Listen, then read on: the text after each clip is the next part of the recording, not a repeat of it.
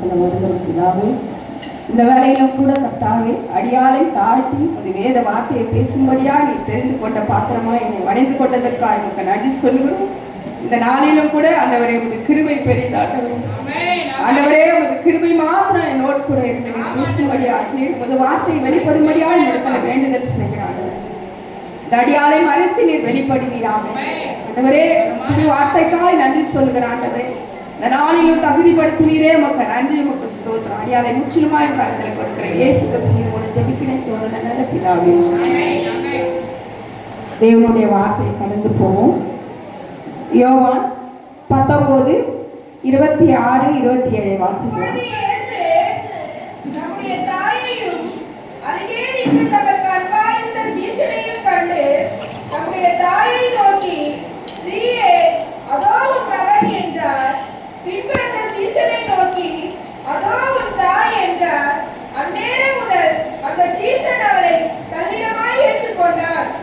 கர்த்தருடைய பரிசுத்த நாமத்துக்கு மகிமை உண்டாவதாக. ஆண்டவர் ஒரு தாயை தான் எல்லாத்துலேயும் முன்குறிச்சி நம்மளுக்கு சொல்லியிருக்கிறார். ஒரு தாயை போல நம்மளை தேற்றுவேன் என்று சொல்லியிருக்கிறார். ஆண்டவர் தான் நம்மளை நினைச்சிருக்கிறார். நம்ம ரொம்ப அன்பா இருக்கிறோன்னு நம்ம நினைக்க முடியும். ஆனாலும் கூட ஆண்டவர் தான் நம்மளை நினைச்சிருக்கிறாரு. அப்போ அவர் அந்த சிலுவையில அறையப்படும் முன்னமே அந்த தாய்க்காக அந்த அன்பை பாருங்க. கர்த்தர் எவ்வளவு அன்பா இருக்கிறார் நம்ம மேல. அவருக்காக நம்ம என்ன செய்யறோம்? ஒண்ணுமே செய்யறதில்லை. எல்லா நிலையிலும் நம்ம மேல அவர் அன்பா இருக்கிறாரு. ஆண்டவர் அந்த நிலைமையில கூட தமக்கு எல்லாம் நேரிடும்னு அவருக்கு தெரியும் முன்னமே. ஆனாலும் கூட அந்த தாய் நம்மள அன்பா இருக்காங்களே நம்ம மேல, நம்ம அவங்கள கைவிட்டு விட்டு போயிடக்கூடாதுன்னு அந்த அன்பை பாருங்க. நம்ம எல்லாரும் தாய் தான். நம்ம எல்லா குழந்தைங்களையும் நேசிக்கலாம். அந்த அன்பு கூட நம்மளிடத்துலேருந்து ஒரு நாள் மாறி போயிடும். ஆனா ஆண்டவர் நம்ம மேல வச்ச அன்பு ஒரு நாளும் மாறாது. அவர் சொல்றாரு பாருங்க, இதோ உன் தாய் என்று அந்த அன்பா இருந்த தம்ம சீஷனை நோக்கி அவர் சொல்றாரு. அவர் எவ்வளவு பெரிய அன்பு நம்ம மேல வச்சிருக்காரு பாருங்க. அப்போ அந்த தாய் அந்த மகன் அந்த சீஷன் அந்த ஸ்திரீயை தன்னிடமா சேர்த்து கொண்டான்னு சொல்லி பார்க்கிறோம். தேவனுடைய நம்ம ஒருத்தவங்களை கூப்பிட்டுட்டு இப்போ நீ அந்த அம்மாவை நீ பொண்ணு ஒரு தாயை ஏற்றுக்கொண்டு சொன்னா நம்ம ஏற்றுப்போமா? இல்லை. அந்த சீஷனை அவ்வளோ தேவன் மேலே எவ்வளோ அன்பா இருந்திருப்பார் பாருங்க. உடனே சொன்ன உடனே தன்னிடமா அவர் சேர்த்து கொண்டாருன்னு சொல்றோம். முடிவு பறிந்து அவர் அந்த தாயை அவர் விட்டுட்டல. அவர் தன்னிடமாவே அவர் சேர்த்து கொண்டாருன்னு சொன்னா தேவ அன்பு அந்த மனுஷனுடைய இருதயத்துல ஊற்றப்பட்டிருந்தது. அந்த அன்பு தான் மெய்யான அன்பு. நம்ம இடத்துல இருக்கிறதெல்லாம் அன்பு கிடையாது. நம்ம ஒரு நாள் பணம் இல்லைன்னா ஒரு மாறிடுவோம் அன்பு. ஒருத்தரிடத்துல அன்பு செலுத்துகிற போது அவங்க நம்மளை நேசிக்கலைன்னா நம்ம அன்பு மாறிடும். அவங்க நம்மளை நேசிக்கலையே, நம்ம ஏன் அவங்கள நேசிக்கணும்னு மாறும். ஆனா மனுஷனுடைய அன்பெல்லாம் அப்படிதான் இருக்கிறது. அப்படிதான். ஆனா தேவனுடைய அன்பு என்றுமே நம்மளுக்கு மாறாதவையா இருக்கிறது. எல்லா நிலையிலும் நம்ம என்னதான் பாவம் செஞ்சாலும், என்னதான் குற்றம் செஞ்சாலும், என்னதான் மீறுதல் செஞ்சாலும் அவர் நம்ம மேல அன்பு வச்சிருக்கிறார். அந்த அன்பு இந்த உலகத்துல யாரிடத்துல போனாலும் கிடைக்காது.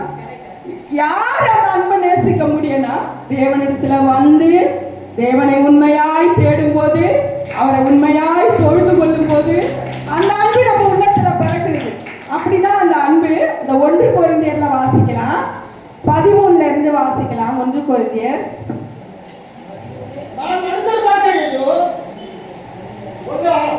1:1.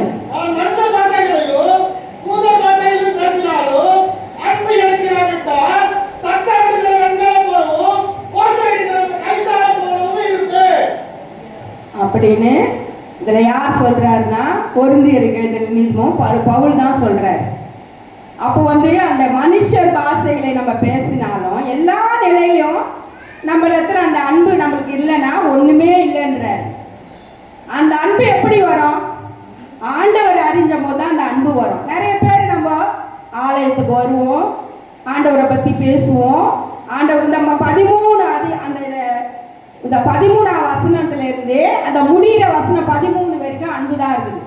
நம்ம வருஷம் அந்த அன்பை பத்தி பேசிட்டே தான் இருப்போம். அதுல இருக்கிற எல்லாத்தையும் சொல்லுவாங்க எல்லா ஊழியக்காரரும். ஆனா அந்த அன்பு நம்ம இடத்துல காணப்படலை இன்னும் கூட. ஏன்னா நம்ம மனுஷங்க. ஆண்டவர்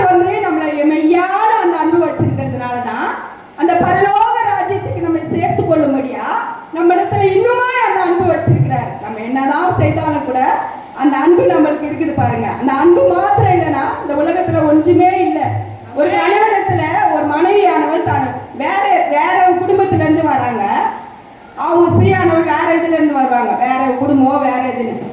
அந்த குடும்பத்தை அவங்க கல்யாணம் பண்ணி அவங்க கணவர் இடத்துல வரும்போது அந்த அன்பு செலுத்தலைன்னா அந்த குடும்பம் எப்படி இருக்கும்?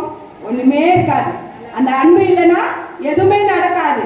ஆனாலும் கூட மனுஷனே நம்ம இப்படி யோசிக்கும் போது ஆண்டவர் நம்ம மேல எப்படி அன்பு வச்சிருக்கிறாரு நம்ம பார்க்கலாம். இந்த 1 கொரிந்தியர்ல நம்ம எப்பவும் வர நாளெல்லாம் அந்த வார்த்தையை நம்ம பேசுவோம், அந்த அன்பை பத்தி பேசிட்டே இருப்போம். எப்போ பார்த்தாலும் அந்த அன்பு தான் சொல்லுவாங்க. ஆனா ஆண்டவருடைய அன்பு நம்ம இடத்துல இருக்குதான்னு பார்க்கும்போது நம்ம ஒவ்வொரு நேரத்திலையும் நம்ம என்ன பண்றோம், நம்ம என்ன செய்யறோம், ஆண்டவரத்தில் நம்ம அன்பு செலுத்துவதா இருந்தா நம்ம மீறுதல் பண்ண மாட்டோம், நம்ம பாவம் பண்ண மாட்டோம், நம்ம குற்றம் பண்ண மாட்டோம். ஏன்னா அந்த அன்பு நம்ம இடத்துல இருந்தா அது உணர்த்தும். தேவ அன்பு, நீ இப்படி செய்தியே இது நியாயமா? ஆண்டவர் உன்னை மன்னிக்கிறாரு தான், எத்தனை தரமோ மன்னிச்சாரு, உனக்காக சிலுவையில மறிச்சாரு. அந்த அன்பு நீ ஏற்றுக்கொள்ள மாட்டியா? ஆண்டவர் நம்ம இடத்துல கேள்வி கேட்பாரு. ஏன்னா அந்த அன்பு நம்ம இடத்துல இருந்தாதான் அந்த கேள்வி நம்மளை உணர்த்தும். ஆண்டவர் அப்படியா நம்மளை நேசிக்கிறாரு. இதோ இப்போ ஏசாயால சொல்றாரு, தாய் தன் பிள்ளைக்கு இறங்காமல் தன் பாலகனை மறப்பாலோ, அவர்கள் மறந்தாலும் நான் உன்னை மறப்பதில்லை என்றாரு.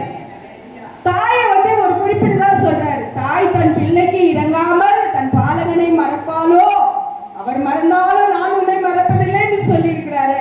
அந்த அன்பு எவ்வளவு பெருசு பாருங்க. அந்த அன்பு நம்மளுக்கு யார் தருவா? யாருமே தர மாட்டான். மனுஷன் ஒரு நாள் அம்மா விட்டுட்டு போயிடுவாங்க, அப்பா விட்டுட்டு போயிடுவாங்க, கணவர் விட்டுட்டு போயிடுவாங்க, பிள்ளைங்க விட்டுட்டு போயிடுவாங்க. ஆனாலும் கூட தேவ அன்பு நம்மிடத்துல இருக்கும்போது நம்ம யாருக்கும் எதுக்குமே பயப்பட தேவையில்லை. ஏன்னா அன்பு நம்மிடத்துல இருக்கிறதுன்னு சொல்லி நம்ம விசுவாசிக்கலாம், தேவனிடத்துல அன்பு கூறலாம்.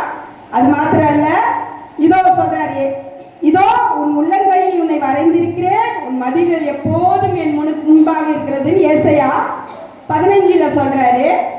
யாத்ராகமத்துல சொல்றாரு, என்னிடத்தில் அன்பு கூர்ந்து என் கற்பனைகளை கை கொள்கிறவர்களுக்கோ 1000 தலைமுறை மட்டும் இரக்கம் செய்கிறேன்னு சொல்றாரு. கர்த்தர் நம்மளுக்கு 1000 தலைமுறை மட்டும் இரக்கம் செய்யுது. எப்படி? இந்த அன்பு தானே. அந்த அன்பு இல்லைன்னா நம்மளுக்கு யாருமே இரக்கம் செய்ய முடியாது. நம்ம எவ்வளோ காலம் கல்லோ மண்ணோ வணங்கி இருக்கலாம். எப்படியா? நாங்க கூட 12 பேர் இருந்தாலும் கூட எங்க அப்பா சிறு வயசுல எங்களெல்லாம் அந்த எங்க அப்பா நாயக்கன்னு சொல்லுவாங்க, அங்க கூப்பிட்டு போவாங்க. அப்பெல்லாம் எங்களுக்கு அந்த அன்பெல்லாம் தெரியாது. ஏன்னா அது கல்லு. அந்த அன்பெல்லாம் நம்மளுக்கு வராது தெரியாது. ஆனாலும் கூட எங்க அம்மா அப்பத்துல இருந்தே கிறிஸ்தவங்க தான். எங்க பாட்டிலாம் முதல்ல இருந்தே கிறிஸ்தவங்க தான், பாட்டி குடும்பம்லாம். அதனால பாட்டின்னு சொல்லக்கூடாது, எங்க தாத்தா தான் நினைக்கிறேன். தாத்தா தான் எல்லாருமே ஆண்டவருக்குள்ள அப்போத்துல நாங்க பிறக்கிறதுக்கு முன்னாடியில இருந்தே அவங்க ஆண்டவர் குடும்பத்துல இருந்ததுனால அந்த அன்பின் நிமித்தம் எங்க அப்பா நாயக்கர் தான். எங்க அம்மா எங்க அப்பாவை கல்யாணம் பண்ணிக்கினதுக்கு அப்புறம் கொஞ்ச நாள் அவங்க அவரு கூடயே இருந்தாங்க. அந்த அன்பு இல்லை அவங்க கிட்ட, தேவ அன்பு அவங்களுக்கு இல்லை, மறைஞ்சு போச்சு. கல்லில் போறதுனால அந்த அன்பு நம்மளுக்கு வராது. ஆனா திருப்பி மறுபடியும் என்ன பண்ணாரு, எங்க அப்பாவுக்கு பெரிய காலில் பெரிய கட்டி வந்துருச்சு. அப்போ எங்க மாமா பெரிய பாஸ்டரு, ஊழியக்காரர், அவர் ஜெபிச்சாருன்னா நான் இன்னும் கூட நினைப்பேன். ஏன்னா எனக்கு ஞானஸ்தானம் கொடுத்தவங்களே எங்க மாமா தான். நான் இன்னும் கூட நினைப்பேன், அவரிடத்துல அந்த அன்பு இருக்குது. தேவ அன்பு எப்பவும் முழங்கால் படிட்டு தான் ஜெபிப்பாரு, முழங்கால் படிட்டு தான். அவர் மனுஷர் மூலயமா அவர் பேச மாட்டாரு, தேவ வார்த்தையின் மூலமா தான் பேசுவார். ஏன்னா தேவ அன்பு அவரிடத்துல இருந்தது. அப்படியா எங்க அப்பா ஒரு நாள் காலில் இருக்கும்போது எங்க அப்பா எங்க மாமாவை ஊழியக்காரில் அவரை கூப்பிட்டு ஒரு நாள் ஜெபிக்கிறாரு. என் காலில் பெரிய கட்டி வந்துருச்சு, நீ ஜெபி. எங்க மாமா ஜெபிச்ச உடனேமே அந்த கட்டி அப்படியே உடஞ்சிச்சு பாருங்க. அதுல இருந்து எங்க அப்பா என்ன சொல்லுவாருன்னா, நீங்களாம் எங்களை தடுக்க மாட்டார். நாங்களாம் கல்யாணம் பண்ணிக்கிட்டு எல்லாமே இந்து குடும்பம். ஆனா ஒரு கணவர் கூட எங்களை அந்த வழியில நடத்தல. ஏன்னா அந்த தேவ அன்பு எங்க இருதயங்கள்ல எங்க தாய் மூலயமா ஊற்றப்பட்டு இருக்குது. அதனால நாங்க யாருமே அந்த வழிக்கா நாங்க போனதில்லை. நம்ம நம்ம மற்றவங்களை குறித்து தப்பா சொல்றதுக்கு இல்லை. அவங்க வணங்குறாங்கன்னு சொன்னா அவங்களுக்கு அது நீதின்னு நினைக்கலாம். ஆனா நம்ம குற்றப்படுத்தக்கூடாது யாரையுமே. ஏன்னா தேவன் நம்மளை அழைத்திருக்கிற அழைப்பின்படியே நம்ம உண்மையோ நேர்மையுமா அந்த ஊழியத்தை செய்யணும். மற்றவங்களை குறித்து குற்றப்படுத்துறதுக்கு நம்ம அதிகாரம் இல்லை. அந்த நேரத்தில் கூட எங்களை எல்லாரும் அந்த இங்கேருந்து மீஞ்சூர் போவோம். எங்கள் அம்மா கூப்பிட்டு போவாங்க. மீஞ்சூர் போய் அந்த சபையில் அந்த தேவனுடைய வார்த்தையை கேட்டு திரும்பி சாயந்தரம் தான் வரும். அந்த மாதிரி அந்த சிறு வயதிலிருந்தே எங்களை அந்த அன்பில்